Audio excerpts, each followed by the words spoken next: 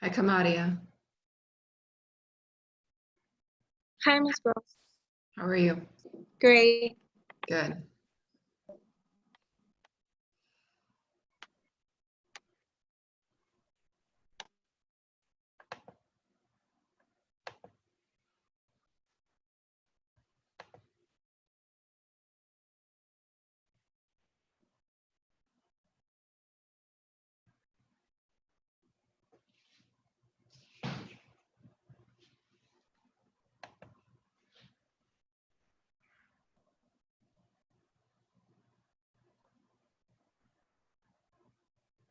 Hi, Emma.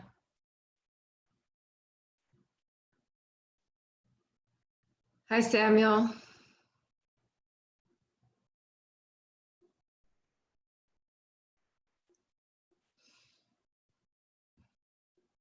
Hi, Miss Gross. How are you doing, sweetie? I'm pretty good. How are you?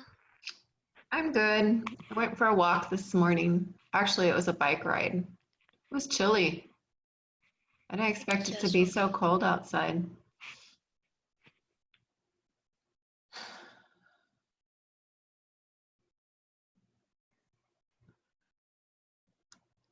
I hope that we're more than just 4 of us. You guys go ahead and write your ID numbers in the chat box, please.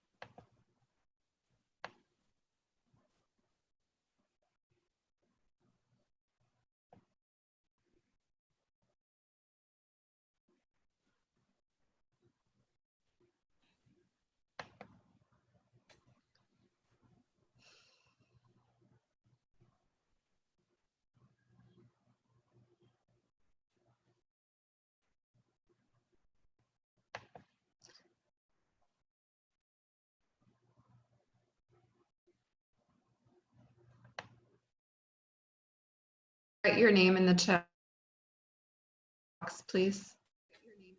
Also, Jordan, write your ID number in the chat box, please.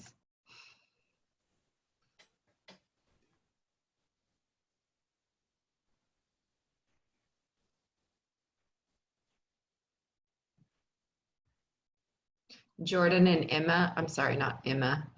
Jordan, please write your ID number in the chat box. Also, Taisha.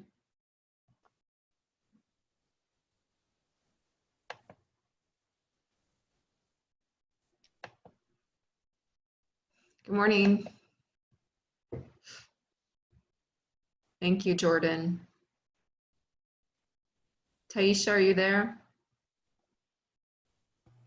Yes. All right, just write your ID number in the chat box. Sorry.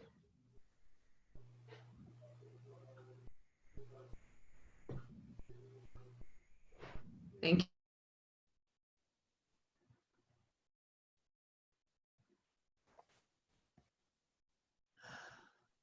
Diane.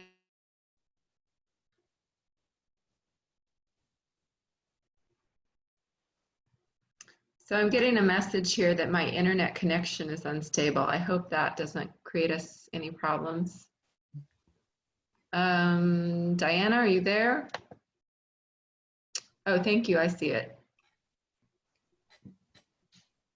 All right, we're going to go ahead and start, and maybe there'll be a couple more people join us before I close the meeting for them. Let me share this.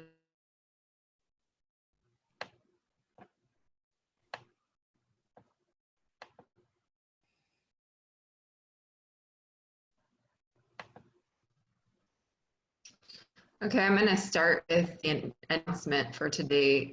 Every day this week, I'm having a different Earth Day challenge because today is Earth Day. We're actually celebrating the 50th anniversary. So every day this I have been and I will be giving a challenge for you to do in order to just celebrate Earth Day and try to become more environmentally conscious, and not just conscious and appreciative of our natural environment, but also an activist, somebody who actually works to try to live sustainably and promote others or educate others to become more sustainable. Let me go ahead and add these more people. Christelle.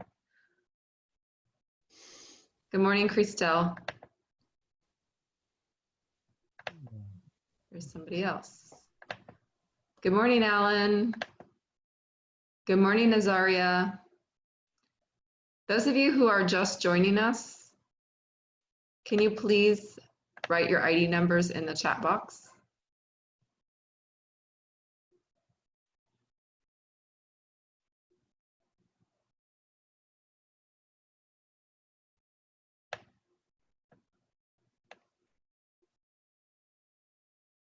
So that would be,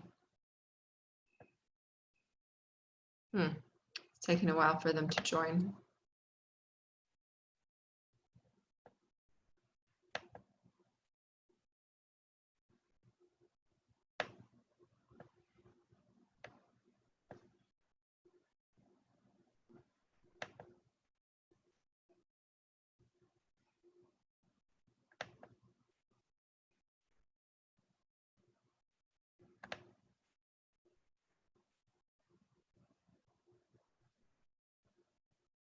Okay, so Christelle and Alan, I need you to please write your ID numbers in the chat box.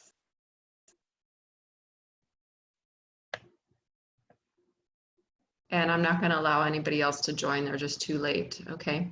So again, thank you, Christelle. And Alan, can you write your ID number in the chat box?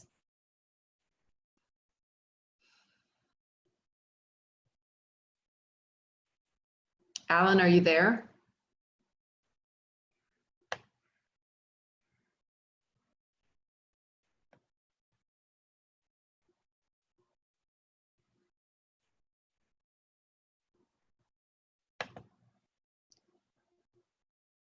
Thanks, Azaria.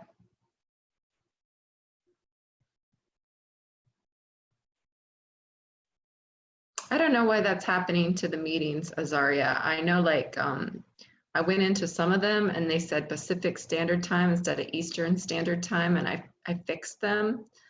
But I think some of them are just staying the way they were originally, the way they were originally scheduled.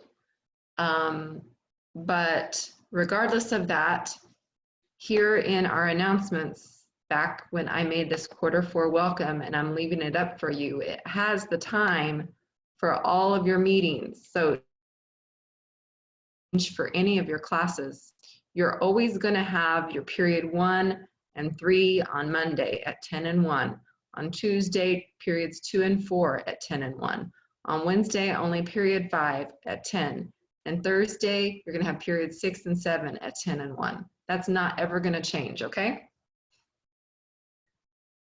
All right, so let me get back to the announcement I was sharing. So in celebration of Earth Day, today is Water Wednesday. I have an Earth Day challenge. This is optional, it's not required. But if you want to participate, do. It says, your challenge today is to become mindful about your relationship with water. Learn about local water issues and how you can access to clean water. Here are some ideas. Find at least 3 ways to conserve water in your home or daily. So that I take shorter showers. I could also, let's say some who maybe wash dishes that I could use, or something like that. Okay, or you could capture rainwater in a barrel and use that to water your garden. Challenge: save water while washing your hands. Turn the faucet off while you lather your hands for 20 seconds. Meditate on for having clean water. You know, a lot of people around the world don't have access to clean water to bathe in or drink or anything. Complete the Water Wednesday challenge designed by our partner Audubon, Florida. Learn about why the Everglades is important to our water supply in South Florida and how to communicate the story. Then share your story to friends, family, or elected leaders. How to participate: try your best to complete today's challenge and encourage others to join. And share your fun photo of your completing the challenge on Instagram using this information right here. This is the link for the challenge. More information. Why is it important? Water, of every time you use it to flush your toilet, wash dishes, wash clothes, or water your lawn. How much do you depend on access to affordable clean water? Clean water is a human right, yet that right is being threatened for the future. By 2025, 2/3 of the world's population will run short. Climate change increases the odds of worsening drought throughout the world. In South Florida, sea level rise and other sources are contaminating the Biscayne aquifer that supplies 7 million people. In other words, as the sea levels rise, the salt water gets into the aquifer, which was originally just fresh water, and now the aquifer that we use for drinking water and other purposes is getting contaminated with salt water, which we can't drink. So that's a big issue. Key water issues for Florida include protecting Florida's coral reef, banning fracking in the Everglades, which is a way of getting oil.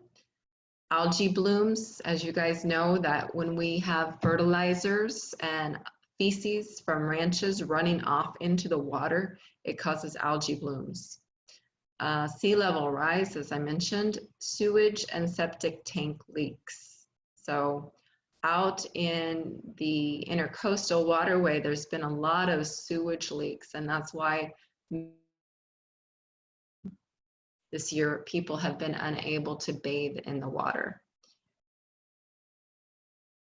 World water wars. The devastating civil war in Syria was catalyzed by the longest drought in the region's modern history. The World Economic Forum predicts that in the near future, wars around the world will be fought over dwindling access to fresh water. Water privatization occurs when private corporations buy public water utilities. This undermines the human right to make decisions based on profitability rather than universal access. And as I said, fracking involves drilling deep in the ground and injecting a mixture composed of water, sand, chemicals into a well in order to fracture or dissolve the surrounding rock to harvest gas and oil. Fracking creates a major risk for water contamination due to accidents and leaks. Hundreds of cases of water contamination due to fracking have been reported around the country, engines leaking from drilling pits. You can learn more about how to solve local water problems with Miami Waterkeeper. And then our Everglades, our water fact sheet from Audubon, Florida. And you can also visit the earthweekchallenge.org to share more ideas. I just want to share this short video with you before going on to our week's assignment.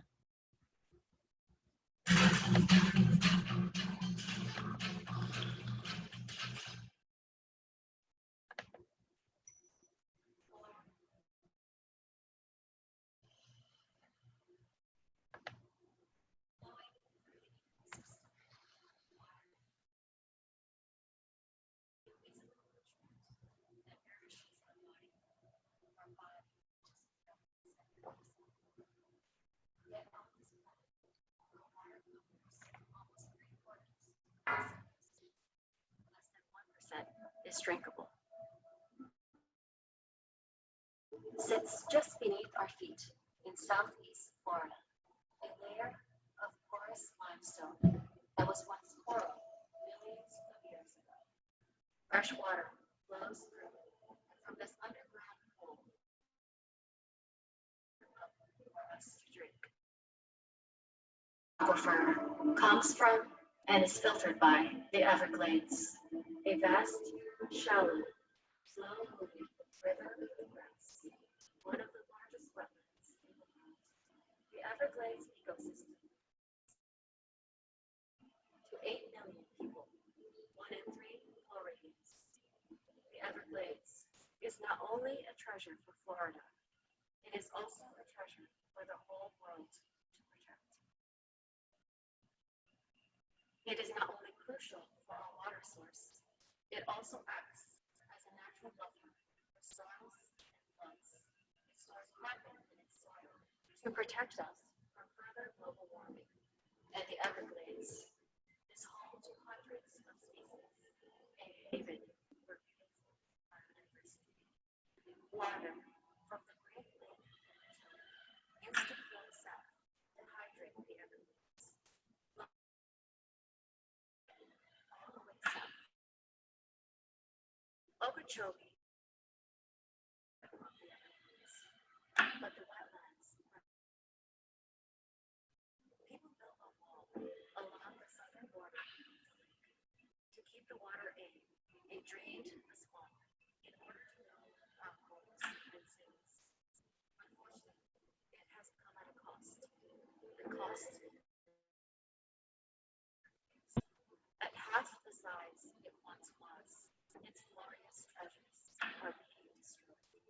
Now, with the news, the rich holding the root collapsing from saltwater intrusion. The fresh water meets the salt water from the ocean on beneath our feet. When the two forces are equally powerful, water levels are stable. But when sea levels now rise and our Everglades flow, salt water is gaining power and pushes harder and harder water source, shrinking our groundwater source, contaminating wells along the coast. Rising water levels push water up through our streets when it rains or when the tides are high. It reminds us that our water system is a delicate and intricate dance between systems. Other issues also threaten our water source. Issues like algae blooms, chemical runoff, and sewage contamination. We live in a time and place where we are lucky to have access, need, and that refuge and respect.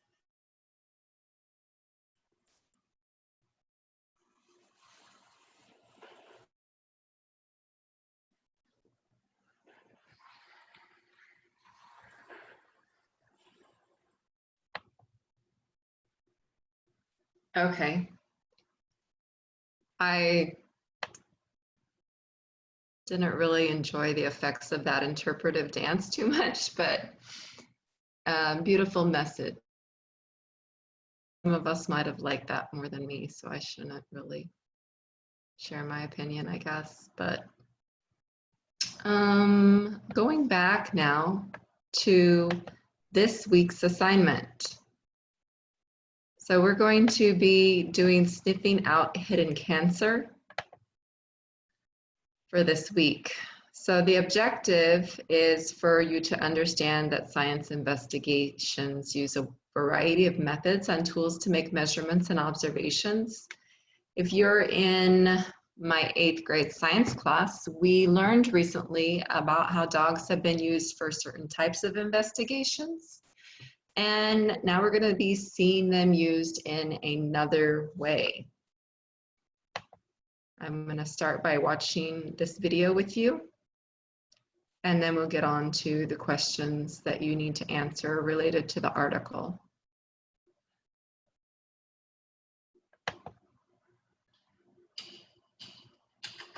Please let me know if this gives, if you can hear everything or not. He senses whenever we're going to go out, and he knows before we even make a move. They read our body language, and that's how they know we're going to take them for a walk. We make the decision ourselves. It's this constant observation that can sometimes appear to give them a sixth sense. Max is a red collie cross, normal, full of energy and enthusiasm. But in 2008, his owner, Maureen Burns, noticed that something was wrong. I thought at the time Max was fading. He was 9.5. And I was preparing myself for losing him because he just wasn't happy. Wouldn't come with me, wouldn't sit by me, wouldn't sit on my lap. And the odd signs, he would come up and touch my breast with his nose and back off, so desperately unhappy. But there's such a sad look. Maureen had a small lump in her breast. It was clear, so she presumed all was okay. Initially, I thought it's just another lumpy breast. People get.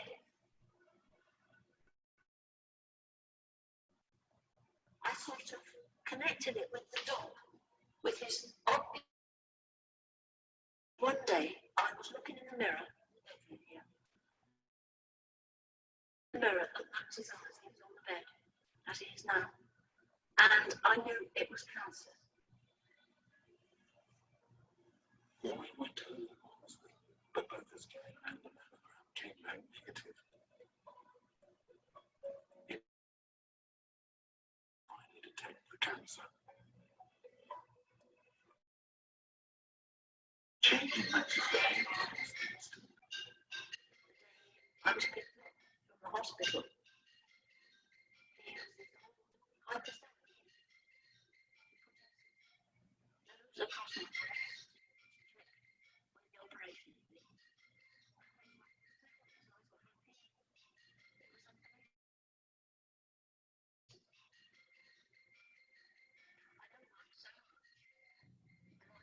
So much. And even before I go for the checkup now, I get him to check me out.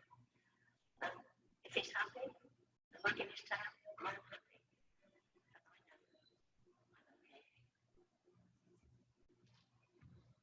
We now know that dogs like Max are sending the tiny volatile chemicals given off by cancerous tumors. Most dogs can do this. They just don't know that we're interested. But with a little training, dogs can accurately pick out a cancerous patient from a selection of urine samples.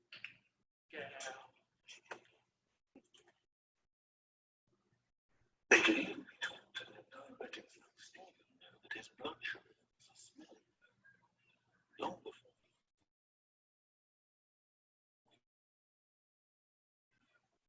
Dogs like Stephen's are now transforming lives all over the country. They're being trained to detect allergic reactions, epileptic fits, narcolepsy.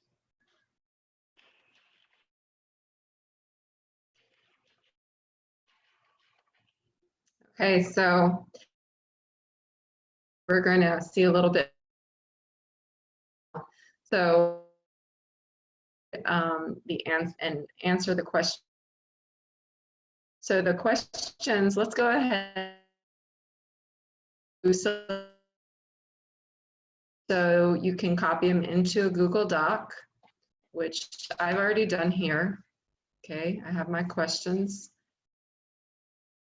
All right, and open up the document by clicking on the link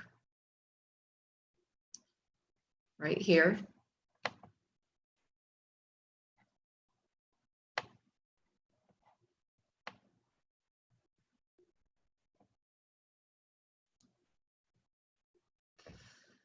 Okay, so it's a personal kind of story. This is a beautiful story, and I really wanted to share it with you. So I'm going to begin reading, and we're going to take turns reading, and as we do so, just turn off your mute button